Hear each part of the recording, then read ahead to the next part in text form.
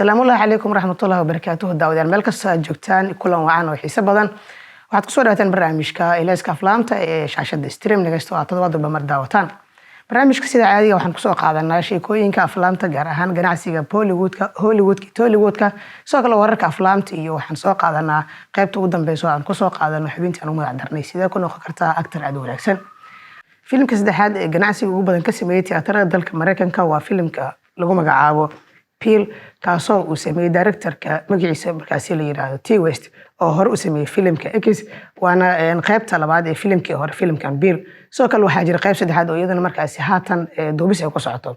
Filimka Peel waxaa markaasi tiyaatarada Mareykanka uu saaray toddobaadkiisii ugu horeysay iyadoo 2900 oo tiyaatar markaasi la saaray waxaana uu soo xariiray lacag markaasi dhan 3.12 milyan oo doolarka Mareykanka ah. filimka labaad waa filimka markaasi lagu magacaabo Barbarian oo toddobaadkiisii labaad markaasi tiyaatarada dalka Mareykanka saaran. Filimkan waxaa markaasi uu sameeyay hoos u dhac 40% ah inkastoo ganacsigiisa uu weli markaasi yahay mid xadidan oo sidii markaasi fiicneed ama markaa u dhow. Filimkan waxaa markaasi haatan ganacsigiisa guud u maraya 20.9 milyan oo doolarka Mareykanka ah waxaana uu tiyaatarada dalka Mareykanka saaran yahay asbuuciisii labaad. Filimka koowaad ee tiyaatarada Mareykanka markaasi gilgilay toddobaadkan waa filimka lagu magacaabo The Woman King kaasoo markaasi ka sheekeynaya dhibaatooyin markaasi burbur markaasi ka dhacay waqooyiga Afrika markaasi boqortooyo ka dhisnayd qarnigii 17aad ilaa qarnigii 19aad waxaana koox dumar ah ay noqonayaan kuwa markaasi badbaadinaya boqortooyadaas. Filimkan waxaa markaasi directorka ah gabar lagu magacaabo Jeanne Prince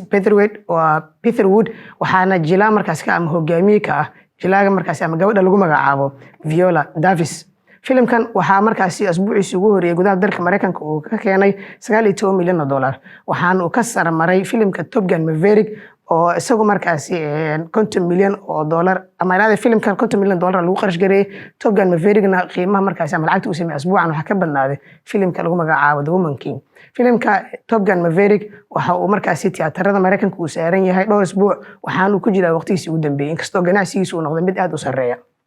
kuwaas waxay ahaayeen wararka filimada USA tiyaataradiis markaas saaran. haddana waxaan eegi doonaa box office-ka India iyo filimada saaran waxayna ay kala yihiin filimka Brahmastra oo markaasi Bollywoodka laga leeyahay iyo filimka lagu magacaabo Venduthan and Thukadu oo isaguna filim Tamil laga leeyahay ah. labadaas filmna ugu waaweyn filimada tiyaatarada India saaran waxaan ku hormareynaa filimka markaasi Tamil laga leeyahay ee lagu magacaabo Venduthan and Thukadu ama VTK la soo gaabiyo. filimkan waxaa jilaalkood ama hogaamiye ka ah actorka lagu magacaabo Silam Prasan waxaana sidoo kale soo saaray ama producerka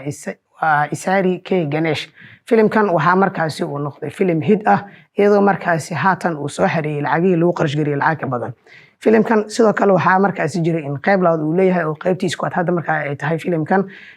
waxaana Ganesh markaasi oo producerka filimkan uu aad ugu faanaya jilaaga lagu magacaabo Silam Prasan kaas oo markaasi filimkan hit ka dhigay. filimkan waxaa markaasi uu ahaa filim ka hadlayay fariinta gangsterska dalka Hindiya waana filim sheekadiisa iyo actionadiisa markaasi aad ay ula dhaceen taageerayaasha filimkan daawaday. sidoo kale filimka markaasi lagu magacaabo Brahmastra ayaa ah filimka kale ee Bollywoodka markaasi ay leeyihiin tiyaatarada dalka India saaran. filimkan isaguna ganacsigiisa waxa uu markaa ka tilaabay 200 karoor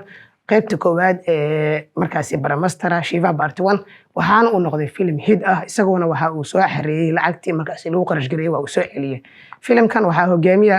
hogaamiye ka ah ama jilaalkood ka ah Ranbir Kapoor waxaana filimkan la sameynaysa gabadha lamaanta nolosha rasmiga ay ku yihiin ee Alia Bhatt. filimkan sidoo kale waxaa markaasi doorar ku leh Amitabh Bachchan iyo SRK oo doorar markaasi kooban ku leh. si kastaba haatee filimkan hadda waxaa markaasi uu sameeyay asbuucan horaantiisii hoos u dhac 60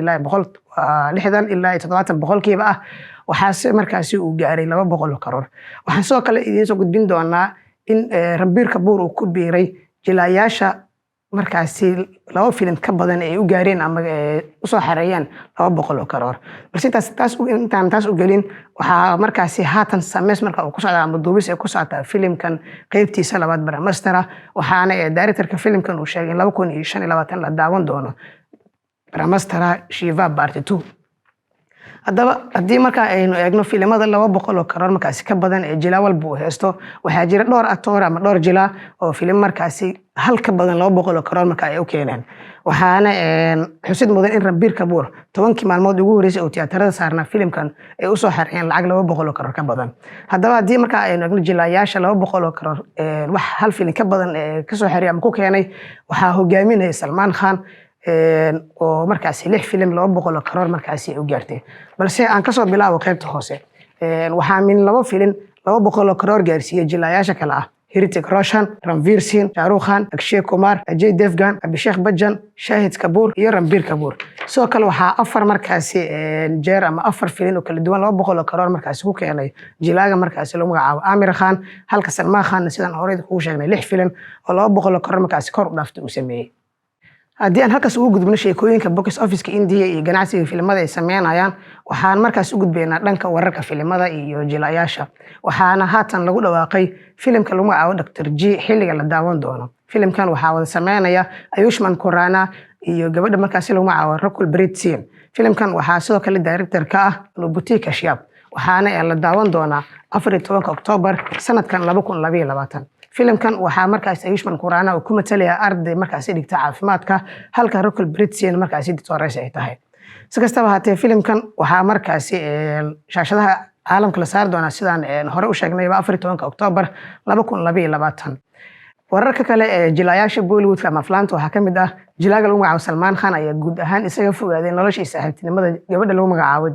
Jacqueline Fernandez maadaama ay tirishadan xiriir dhow la leedahay Sukesh Chandrasekhar oo markaasi ah nin dambiye badan markaasi lagu tuhmay sidoo kale booliska ay raadsanayaan gabadhan iyo ninkan markaasi lagu magacaabo Sukesh waxaa ka dhaxay xiriir aad u dhow waxaana jiray xitaa warar qaar sheegay in ay isguursan doonaan goor dhow ninkan waxaa markaasi lagu haystaa dambiye badan oo ay ka mid yihiin in uu markaasi dhaqo lacagaha madow sidoo kale waxaa markaasi iyadu u keenay hadiyado qaali ah sida dahab iyo alaabo kale oo brand markaasi qaali ah ay leeyihiin si kastaba haatee jilaayaal badan gabadha nolosheeda ka fogaaday waxaan ka mid ah Akshay Kumar Salman Khan iyo Jacqueline Fernandez waxay ahaayeen saaxiibo dhow waxayna wada sameeyeen filimkii ay gabadhan markaasi magac weyn ku yeelatay Cake oo Salman Khan markaasi uu hogaamiye ka ahaa si kastaba haatee gabadhan waxaa markaasi ku adkaysatay inay weli markaasi la sii socoto Sukesh iyadoo markaasi jilaayaal badan oo asxaab la ah ay kaga digeen isla markaasna ay u sheegeen in ay isaga baxdo ama isaga fogaato nolosha Sukesh dhinaca kalena tirishada caanka ee Priyanka Chopra ayaa sheegtay in waa meediyaha ama warbaahinta dalka India ay marku amirteen maadaama sanka markaasi qalin isaga sameeyay oo ka halaabay waxaana u bixiyeen magaca ah Plastic Chopra maadaama gabadhan qalin markaasi wajiga isaga sameysay waxaa jira xanuun markaasi ay gabadhan dareemayso sida ay sheegtay oo dhanka neefta ah waxaana markaasi qof kamid ah familkeeda uu soo jeediyay in sanka qalin isaga sameeyso qalinkii waxa uu noqday mid markaasi fool xumaad sankin sida caadiga ah oo markaasi uu ka bedelmay saxaafadda dalka India waxay gabadhan markaasi ugu magac dareen Plastic Chopra waxayna sheekadan daah ka rogtay iyadoo markaasi ka sheekeysay ama ka warbixinaysay buug markaasi qortay ugu magac dartay Unfinished si kastaba haatee waxaa jira jilaayaal badan oo iyagana markaasi qalin wajiga isaga sameeyay gaar ahaan atirishooyinka waxaana ka mid ah Katrina Kaif, Moni Roy, Sridevi iyo atirishada lagu magacaabo Mahib Kapoor sidoo kale waxaa wararka aflaanta iyo jilaayaasha noloshooda ka mid ah in jilaaga markaasi lagu magacaabo Hrithik Roshan uu sheegay in hadda ka hor dhaqaatiirtu ay kaga digeen ama u diideen inuu sameeyo filimada actionka iyo qoobka ciyaarka ama dansiga waxaa jilaagan markaasi haatan tiyaatarada goordhow loo saari doonaa filimkiisa cusub ee Vikram Vedha oo ay wada sameynayaan Saif Ali Khan filimkan waxaa markaasi laga soo koobiyay filim Tamil ah isla magaca Vikram Vedha markaasi ay watay waxaa xusid mudan in sidoo kale uu sameeyay filimo waaweyn oo action markaasi leh sidoo kalena wuxuu caan ku yahay qoobka ciyaarka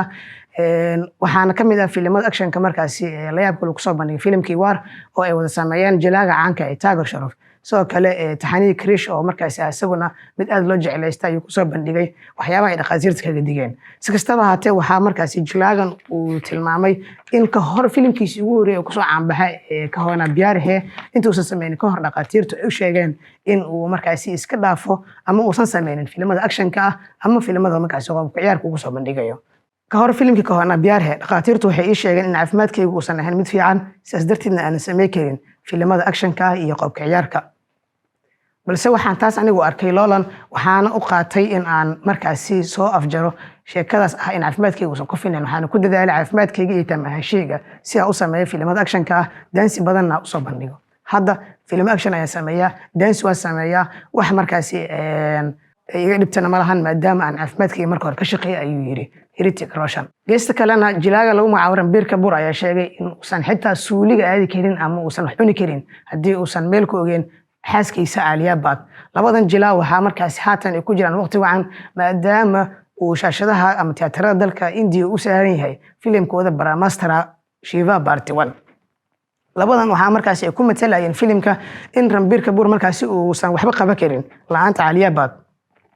mar la weydiiyay in nolosha runta ay sidaas ku yihiin waxa uu markaasi qiray Ranbir Kapoor in xitaa uusan wax cuni karin ama uusan xitaa soo xaajoon karin haddii uusan meel ku ogeyn Alia Bhatt, iyadoona waxaa markaasi ay qirtay in hadalkaasi uu run yahay. si kastaba haatee labadan jilaa waxaa markaasi haatan ay sugayaan cunigoodii koowaad iyagoo 14 Abriil ee sanadkan horaantiisii isguursaday, waxaana sidoo kale ay wada sameynayaan ay wada duubayaan filimkan qaybtiisa labaad oo iyadoo markaasi la daawan doono sanadka 2025. waxaan isla soo gaarnay qaybihii ugu dambeeyay ee barnaamijka iyadoo markaasi aan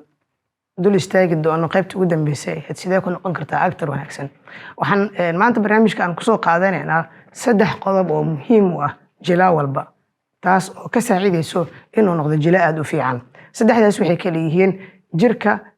codka iyo qiyaaska. haddii markaasi aan ku hormarnay jirka, yacni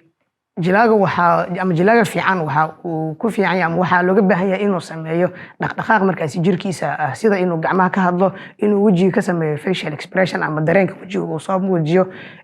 dareemaha iyo yacni inuu isku aadiyo xaaladda wajigiisa ka muuqanaysa. taas يعني waxay ka saaciday in uu u ekaado jilinkiisa mid run ah, soo kale qofka daawanayo uu fiirsado wax run u eg. taasna waxaa markaasi saldhig u ah in qofka boodigiisa ama jirkiisa iyo waxa uu sameeyo ama waxa uu matalayo ay aad isu la socdaan. qodobka labaad waa codka. sida todobaadka hore aan soo qaadanayba codka waxa uu muhiim u yahay tayada jilaaga, sababtoo ah in la iswaafajiyo xaaladaha iyo codka ayaa ah wax aad muhiim u ah, soo kalena qurxinaya jileenka jilaaga uu sameynayo. sida inaysan isku cod ahayn qofka markuu faraxsan yahay iyo markuu xanaaqsan yahay, markuu cod dheer ku hadla ama qof meel dheer taagan uu wacayo qof u dhow markuu la hadlayo inay kala cod duwan yihiin. sidoo kale xaaladaha caajiska, murugta, farxadda, xanaaqa dhammaan way kala cod duwan yihiin, mid walbana waxa uu leeyahay toon gaar ah oo jilaaga laga rabo inuu ku dhawaaqo. qodobka saddexaadna waxa uu yahay imagination ama sawirasho khiyaali. imaginationka ama jilaaga waxaa laga rabo waxaa markaasi ka mid ah in uu aad u cabiro karakterka ama roolka uu sameynayo inuu yahay sida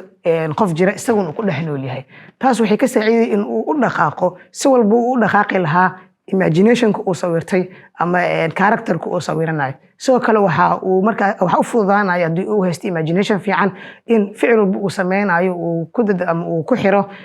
karakterkii uu sawiranayo ama imaginationkii fiicnaa uu sameynayay. 3daas qodob waxay asaas u yihiin jilaa walba, waxayna ka saacidayaan inaad noqoto jilaa aad u fiican. qodobada kale iyo markaasi waxyaabo kale oo la xiriira actor wanaagsan sidaad ku noqon lahayd ayaan kusoo qaadanaynaa xalqooyinka xiga ee barnaamijka Ilayska Aflaamta toddobaadyada soo aadan. guud ahaan barnaamijka Ilayska Aflaamta ayaan halkaas kusoo gabagabeynayaa. waxaan markaasi aan rajeynayaa haddii ay barnaamij ka noqdo in toddobaadka dambe aan sidoo kale ku kulano qayb kale oo xiiso leh oo barnaamijkan markaasi ka mid ah. salaamu alaykum.